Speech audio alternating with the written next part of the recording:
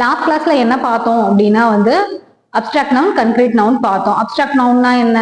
ஒரு பிசிக்கலா வந்து இந்த உலகத்துல அதுக்கு இடம் இருக்காது, அதை ஃபீல் பண்ண மட்டும் தான் முடியும். ஃபார் எக்ஸாம்பிள் பியூட்டி அப்படிங்கிறத நம்மளால ஃபீல் பண்ணதான் முடியும். ஹானஸ்டி அப்படிங்கிறது நேர்மை. அதை ஏதாவது கண்ணில் பார்க்க முடியுமா, தொட முடியுமா? முடியாது இல்ல, அதெல்லாம் அப்டிராக்ட் நவுன். கன்கிரீட் நவுன் அப்படின்னா எதெல்லாம் பார்க்க முடியும், எதெல்லாம் தொட முடியும், அதெல்லாம் வந்து கன்கிரீட் நவுனுக்கு. ஃபார் எக்ஸாம்பிள் ஒரு டேபிள், மக், வாட்டர் பாட்டில், இந்த போர்டு, பேனல், இந்த ரிமோட் எல்லாமே வந்து நம்மளால தொட முடியும். இதெல்லாம் வந்து எதுக்குள்ள வரும் அப்படின்னா கன்கிரீட் நவுனுக்கு கீழே வரும். சரி, இன்னைக்கு கிளாஸ்ல நம்ம என்ன பார்க்க போறோம் அப்படின்னா, கலெக்டிவ் நவுன் பார்க்க போறோம். கலெக்டிவ் நவுன் அப்படின்னா வந்து கூட்டு பெயர்ச்சொல் அப்படின்னு சொல்லிட்டு சொல்லுவாங்க. அதாவது கூட்டமா இருக்கிற ஒரு மனுஷங்களோட கூட்டத்துக்கோ இல்ல ஒரு அனிமலோட கூட்டத்துக்கோ ஒவ்வொன்றுக்கும் ஒவ்வொரு பேர் இருக்கு. அனிமல்லயே நிறைய இருக்கு, அதே மாதிரி பேர்ட்ஸ்லயே நிறைய இருக்கு. அதுக்கெல்லாம் வந்து ஒவ்வொன்றுக்கும் ஒவ்வொரு பேர் இருக்கு இங்கிலீஷ்ல. சரி, அதுதான் வந்து அந்த கூட்டத்தோட பேரை தான் கலெக்டிவ் நவுன் அப்படின்னு சொல்றாங்க. இது ஃபர்ஸ்ட் வந்து என்ன பார்க்க போறோம்னா ஒவ்வொரு கூட்டத்துக்கும் என்னென்ன பேரு அப்படிங்கிறத பார்க்க போறோம். இதை சென்டென்ஸ்ல எப்படி யூஸ் பண்ணணும், இதுக்கு என்னென்ன கண்டிஷன்ஸ் இருக்குன்னு பார்க்க போறோம். அந்த கண்டிஷன்ஸ் தான் எக்ஸாம்ல கேட்க போறாங்க. ஓகேங்களா? இப்போ கலெக்டிவ் நவுன்னா என்ன கொடுத்துருக்காங்கன்னு சொல்லிட்டு டெஃபினேஷன்ல பார்க்கலாம். Collective noun refers to a group or collective of a collection of person. ஒரு பர்சனோட கூட்டமோ இல்ல அனிமல் இல்ல திங்ஸோ. ஃபார் எக்ஸாம்பிளுக்கு ஜூரி அப்படின்னா ஜட்ஜஸோட நிறைய ஜட்ஜஸ் எல்லாம் சேர்ந்த ஒரு குரூப்க்கு ஜூரி அப்படின்னு சொல்லுவாங்க. கமிட்டி அப்படின்னா எல்லாருக்கும் ஒரு சேம் அவங்களுக்குன்னு சொல்லிட்டு சில கோல்ஸ் இருக்கும். அதுக்கு ஏற்ற மாதிரி வந்து ஒவ்வொருத்தவங்களும் வந்து நிறைய கமிட்டிஸ் இருக்கு. அவங்க வந்து அந்த பீப்புள் எல்லாம் வந்து அந்த கமிட்டிக்குள்ள இருப்பாங்க. ஃபிளாக் அப்படின்னு சொல்லிட்டு பார்த்தோம் அப்படின்னா, ஃபிளாக்னா என்னது? இந்த ஆட்டு மந்தை, ஓகேங்களா, அந்த மாதிரி சொல்றாங்களா, மந்தை அப்படிங்கிறது ஃபிளாக். ஸ்வாம்னா திரள். பேட்ச் அப்படின்னா தொகுதின்னு சொல்லுவாங்க. அசம்பிளிங்கிற வார்த்தை வந்து இந்த சட்டசபையில இருக்காங்களா அவங்க எல்லாம் சேர்ந்த இது வந்து அசம்பிளின்னு சொல்லுவாங்க. ஃபேமிலி, நம்மளோட ஃபேமிலியில ஒரு 5 பேர் இருக்கும், 4 பேர் இருக்கும். அப்ப நான் ஃபேமிலியில இருக்கக்கூடிய என்ன சொல்றது, அந்த பீப்புளோட மொத்தமா சேர்த்து ரெப்ரசென்ட் பண்ணணும்னா நம்ம என்னன்னு சொல்றோம்? ஃபேமிலின்னு சொல்லிட்டு ஒரே வார்த்தையில தே ஆர் ஃப்ரம் மை ஃபேமிலின்னு சொல்லிட்டு நம்ம சொல்லிடுறோம்ல, அதேதான். கேங் அப்படின்னா ஒரு 2 இல்லைன்னா 3க்கு மேல இருப்பாங்க, அவங்கள கேங்குன்னு சொல்லுவோம். ஓகேங்களா? இப்போ ஒவ்வொன்றுக்கும் என்னென்ன பேர் இருக்கு அப்படிங்கிறத பார்க்கலாம். இப்போ ஜட்ஜஸ் நிறைய பேர் இருக்காங்க, ஒண்ணுக்கு மேற்பட்ட ஜட்ஜஸ் இருக்காங்க அப்படின்னா a jury of judges. ஸ்டூடெண்ட்ஸ்க்கு a class of students. Singers, பாட்டு பாடுறவங்க, a choir of சிங்கர்ஸ். ஓகேங்களா? அப்ப இந்த காயர் அப்படிங்கிறது நமக்கு தெரிஞ்சிருக்கணும். சென்டென்ஸ்ல ஏதாவது வந்து மிஸ்டேக் இருந்துச்சு அப்படின்னா மாத்தி a band of singers சொல்லிட்டு சென்டென்ஸ்ல கொடுத்துருந்தாங்கன்னா மாத்திட்டு நம்ம a choir of singers சொல்லிட்டு போடணும். அதே மாதிரி a band of musiciansக்கு a bandன்னு சொல்லணும். ஓகேவா? டான்சஸ்க்கு a group of dancers. நேட்டிவ்ஸ்க்கு a tribe of natives. எக்ஸ்பர்ட்ஸோட இதுக்கு a panel of experts. டூரிஸ்ட்க்கு a flock of tourists. a flight of birds. பேர்ட்ஸோட பறந்துட்டு இருக்கிற பேர்ட்ஸ்க்கு, ஓகேவா, a flight of birds. அதுக்கு அதே மாதிரி ஃபிஷ்ஷஸோட கூட்டத்துக்கு a haul of fish. அதுக்கடுத்து ஹேர்டு அப்படிங்கிறதுக்கு a herdங்கிறது எதுக்கலாம்னா டீரோட கூட்டத்துக்கு ஹேர்டு தான். கேட்டில் அப்படின்னா என்னது? கால்நடைன்னு சொல்றாங்கல்ல, ஆடு மாடு இது எல்லாமே வந்து கேட்டல்னு சொல்லுவாங்க. இப்ப கேட்டலுக்கும் ஹேர்டு தான், எலஃபண்ட்டுக்கும் ஹேர்டு தான், கோட்டுக்கும் ஹேர்டு தான், பஃபலோவுக்கும் ஹேர்டு தான். அப்ப a herd of goat, a herd of buffalo, a herd of cattle, a herd of deer, அதெல்லாம் சொல்லிக்கலாம். ஓகேங்களா? அதுக்கடுத்து a litter of cubs. கப்ஸ்னா என்னது? குட்டி சிங்கத்தை வந்து கப்புன்னு சொல்லுவாங்க. அப்ப இந்த குட்டி சிங்கங்களோட கூட்டத்துக்கு லிடர் ஆஃப் கப்ஸ்ன்னு சொல்லுவாங்க. அதே மாதிரி பூனையோட கூட்டத்துக்கும் லிடர் தான் சொல்லுவாங்க. ஹார்ஸ் நிறைய ஹார்சஸ் சேர்ந்துருந்தது அப்படின்னா அதை டீம்னு சொல்றாங்க. நிறைய wild animals, different type of wild animals இருக்கு அப்படின்னா அதை வந்து என்ன சொல்லுவோம்? Zoo of wild animals. ஓகேங்களா? அதே மாதிரி பப்பீஸ்க்கு கிட்டன்ஸ்க்கு முன்னாடியே பார்த்தோம். பப்பீஸ்க்கு எக்ஸ்ட்ரா ஆட் பண்ணிக்கலாம், லிடர் ஆஃப் பப்பீஸ் இல்லைன்னா கிட்டன். அதுக்கடுத்து டீம் ஆஃப் ஹார்சஸ். டீம்ங்கிறது ஹார்சஸ்க்கு மட்டும் கிடையாது, டக்ஸ்க்கும் அதேதான். ஆக்சன் அப்படின்னா எருமையா ஆக்சன் தான் அப்படின்னு தான் நினைக்கிறேன். அதுக்கு டீம்னு தான் சொல்றாங்க. டாக்ஸோட கூட்டத்துக்கு இதே குட்டி நாயா இருந்துச்சு அப்படின்னா லிட்டர்னு சொல்றாங்க. பெரிய டாகா இருந்துச்சு அப்படின்னா a kennel of dogs அப்படின்னு சொல்றாங்க. அதுக்கடுத்து லேபர்ஸ் தான் a gang of laborers. ஓகேங்களா? அதுக்கடுத்து இன்னும் கொஞ்சம் இருக்கு, அவ்வளவுதான், ரொம்ப இருக்குன்னு பார்க்க கூடாது, முடிஞ்சிடும். எம்ப்ளாயீஸ் எல்லாம் இருக்காங்க அப்படின்னா a staff of employee. கீஸ்க்கு பஞ்ச், நிறைய கீஸ் இருக்கு அப்படின்னா பஞ்ச் ஆஃப் கீஸ் அப்படின்னு சொல்லிட்டு வரும். அதுக்கடுத்து டிரெக்டர்ஸோட இதுக்கு a board of director அப்படின்னு சொல்லிட்டு வரும். டிரெக்டர்ஸ் ஒரு 2-3 டிரெக்டர் இருக்காங்க அப்படின்னா a board of director அப்படின்னு வரும். ants அப்படின்னா an army of ants. ஒரு கொஞ்சம் எறும்புகள் போச்சு அப்படின்னா காலனி ஆஃப் ஆண்ட்னு சொல்லுவாங்க. நிறைய எறும்பு கூட்டமா போச்சு அப்படின்னா வந்து an army of ants அப்படின்னு சொல்லுவாங்க. அதுக்கடுத்து பேர்ட்ஸ்க்கு வந்து a flock of birdsனு பார்த்தோம், a flight of birdsனு பார்த்தோம்.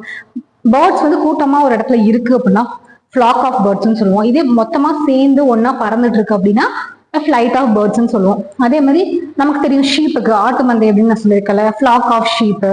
அதே மாதிரி தேனீக்களோட கூட்டத்துக்கு ஹைவ் ஆஃப் பீஸ், ஸ்பாரோஸ்க்கு ஹோஸ்ட் ஆஃப் ஸ்பாரோ. அதே மாதிரி ப்ரைடு இல்லைன்னா ட்ரூப் ஆஃப் லைன்ஸ். ஓகேங்களா? ஏன் வந்து இதுக்கு வந்து ப்ரைடு அப்படின்னு சொல்லிட்டு சொல்லியிருக்காங்க அப்படின்னா ப்ரைடு இல்லைன்னா ட்ரூப் ஆஃப் லயன்ஸ்ன்னு சொல்றாங்க. இப்போ நார்மலா வந்து லயன்னாவே என்ன சொல்றது, காட்டுக்கே ராஜா அப்படிங்கிறதுனால அதுவே ஒரு பெருமைக்குரிய விஷயம் அப்படிங்கிறதுனால அதோட கூட்டத்துக்கே ப்ரைடுன்னு தான் பேர் வச்சிருக்காங்க. ஓகேங்களா? இப்போ இதுக்கெல்லாம் ஒரு ஸ்டோரியே இருக்கும் பின்னாடி, அதெல்லாம் போனா டீடைல்டா ஆயிரும், அதெல்லாம் வேண்டாம். ப்ரைட் இல்லைன்னா பார் வரும், ட்ரூப் ஆஃப் ப்ரைட் ஆஃப் லயன்னு சொல்லலாம், இல்லைன்னா ட்ரூப் ஆஃப் லயன்னு சொல்லலாம். அதுக்கு அடுத்தது உல்ஃப்ஸோட கூட்டம், ஓநாய்களோட கூட்டத்துக்கு பேக் முன்னாடி ஏதாவது பார்த்தோங்களா? இல்ல, பார்க்கல. ஃபிளாக் தான் நிறைய பார்த்துருக்கோம், flock of birds, sheep, herd. Okay, அடுத்து இந்த சைட் பார்த்தோம் அப்படின்னா பீஸோட ஸ்வாம்னா என்னன்னு பார்த்தோம், திரள் அப்படின்னு சொல்லிட்டு பார்த்தேன். ஓகேவா? பீஸ், ஆண்ட்ஸ், ஃபிளைஸ்க்கு. அப்ப பீஸ ஹைவ்னு சொல்றாங்க, ஆண்ட்ஸ்க்கு இன்னொன்னு பேர் இருக்கு, ஆர்மி அப்படின்னு இருக்கு, ஃபிளைஸ்க்கு ஒண்ணுதான் ஸ்வாம் ஆஃப் ஃபிளைஸ். அதுக்கடுத்து க்ரோஸ்க்கு மர்டர் ஆஃப் க்ரோஸ்ன்னு சொல்றாங்க. இதுக்கு பின்னாடி நிறைய ஸ்டோரி இருக்கு, அந்த ஸ்டோரியெல்லாம் நம்ம போக முடியாது. ஓகே, ஏன் காக்காவோட கூட்டத்தை மட்டும் மர்டர்னு சொல்றாங்கன்னு சொல்லிட்டு. அதுக்கடுத்து பேக் ஆஃப் ஹவுன்ஸ். அப்ப பேக் வந்து இன்னொன்னு பார்த்தோம்ல, உல்ஃப்ஸ்க்கும் பேக் தான் சொல்றாங்க, ஹவுன்ஸ்னா வந்து வேட்டையாடக்கூடிய நாய்கள்னு சொல்லுவாங்க, அதுக்கும் வந்து பேக் ஆஃப் ஹவுன்ஸ்ன்னு சொல்றாங்க. சரி, இதெல்லாம் வந்து நம்ம வந்து என்னன்னு சொல்லிட்டு இந்த நேம் தான் நமக்கு இம்பார்ட்டன்ட். இந்த பக்கம் பஞ்ச், போர்டு, ஆர்மி, ஃபிளாக்னு இருக்குல்ல, இதெல்லாம் தான் நமக்கு இம்பார்ட்டன்ட். ஓகேங்களா? அடுத்து இப்ப வரப்போற கண்டிஷன் ரொம்ப இம்பார்ட்டன்ட். இப்போ ஏன்னா ஃபர்ஸ்ட் கண்டிஷன்ல ஒண்ணு சொல்லியிருக்காங்க, ஜென்ரலா கலெக்டிவ் நவுன் ஒரு சென்டென்ஸ்ல வருது அப்படின்னா ஜென்ரலா, ஓகேங்களா, அதுக்கு singular verb, singular pronoun use பண்ணோம். அதுதான் இந்த கண்டிஷன் நம்பர் 1ல சொல்லியிருக்காங்க. அது எப்ப அப்படின்னா, அதுவும் ஒண்ணு சொல்றாங்க, எப்ப அப்படின்னா அவங்க எல்லாம் சேர்ந்து ஒரு டிசிஷன் எடுக்கிறாங்க, எல்லாம் சேர்ந்து ஒரு வேலையை செய்யறாங்க அப்படின்னா சிங்குலர் வெர்ப், சிங்குலர் ப்ரொனவுன் அந்த சென்டென்ஸ்ல யூஸ் பண்ணணும். வாங்க, with collective nouns we generally use என்ன பண்ணுவோம், singular verbs and substitute them with a singular pronoun. A singular verb is always used with எப்பவுமே வந்து ஜென்ரலாவே collective nounக்கு singular verb தான் யூஸ் பண்ணுவோம் if they are taking, எப்போ அப்படின்னு சொல்லிட்டு சொல்றாங்க. ஓகேவா? collective decision, எல்லாருமே சேர்ந்து ஒரு டெசிஷன் எடுக்கிறாங்க அப்படின்னா, எல்லாருமே சேர்ந்து ஒரு ஒர்க்கை செய்யறாங்க அப்படின்னா நம்ம singular verb, singular pronoun use பண்ணணும். அதுக்கடுத்து கண்டிஷன் 2.